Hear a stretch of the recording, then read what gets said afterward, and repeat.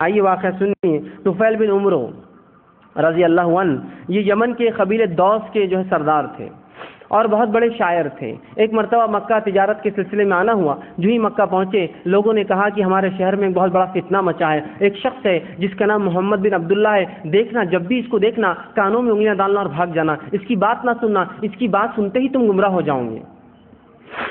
طفیل بن عمرو کہتے ہیں کہ میں اللہ کے رسول صلی اللہ علیہ وسلم جب بھی دیکھتا بھاگ جاتا نکل کر. اگر بازار میں وہ ایک طرف سے آتے تو میں دوسری طرف سے نکل پڑتا. اگر وہ دوسری جانب ہوتے تو میں ادھر سے بھاگ جاتا. اور کبھی ایسا ہوتا کہ قریب آ جاتے تو میں نے روئی اپنے پاس رکھی تھی نکالتا اور روئیوں کو جو ہے کانوں میں ڈال لیتا, کہیں یہ محمد کوئی بات نہ کہہ دے صلی اللہ علیہ وسلم اور میں گمراہ نہ ہو جاؤں اچانک.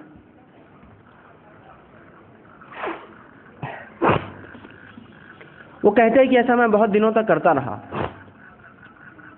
اس کے بعد ایک مرتبہ انہوں نے اپنے آپ سے سوچا, میں ایک شاعر ہوں, میں لوگوں کے کلام جانتا ہوں, میں کاہنوں کے کلام جانتا ہوں, میں مجنون کے کلام جانتا ہوں, پاگل لوگ کیسا کرتے ہیں, شاعر لوگ کیسی بات کرتے ہیں, کاہن لوگ کیسی کھسکھساتے پھسپھساتے اور جادو کرتے ہیں, میں جادوگروں کے کلام کو جانتا ہوں. پھر یہ محمد صلی اللہ علیہ وسلم کا ایسا کیا ہوں گا جو میں سن کر گمراہ ہو جاؤں گا.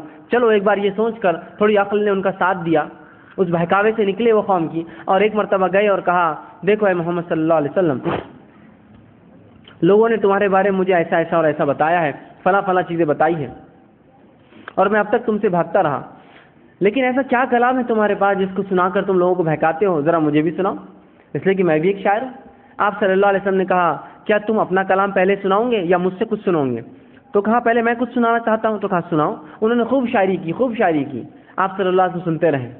اس کے بعد کہا میں اب اپنا کلام سناؤں؟ تو کہاں سنائیے. آپ صلی اللہ علیہ وسلم نے سورہ اخلاص, سورہ فلق, سورہ ناس تلاوت کی. صرف یہ 3 چھوٹے چھوٹے سورے تلاوت کیے. تینوں سورے سنتے ہی یہ پریشان ہو گئے, ہکا بکا رہ گئے, ہوش اڑ گئے ان کے کہ یہ کیا کلام ہے. میں شاعر ہوں, میں جانتا ہوں کہ کوئی انسان ایسا کلام نہیں لکھ سکتا, اتنا فصیح, اتنا بلیغ, اتنی ترتیب, اتنی اس کی جمع, اتنا معنی خیز, اس طرح کا کلام کوئی انسان نہیں لکھ سکتا. وہ کہتے کہ میں اسی روز نبی اکرم صلی اللہ علیہ وسلم پر ایمان لا لیا. گمراہ نہیں ہوئے وہ سن کر, بگڑ نہیں گئے وہ سن کر, زندگی برباد نہیں ہوگی ان کی, کسی گمراہ فرقے میں شمار نہیں ہوگا قرآن سنتے ہی, بلکہ حق کی طرف آگے فوراً سنتے ہی 3 چھوٹی چھوٹی صورتیں سنی صرف. اسی طرح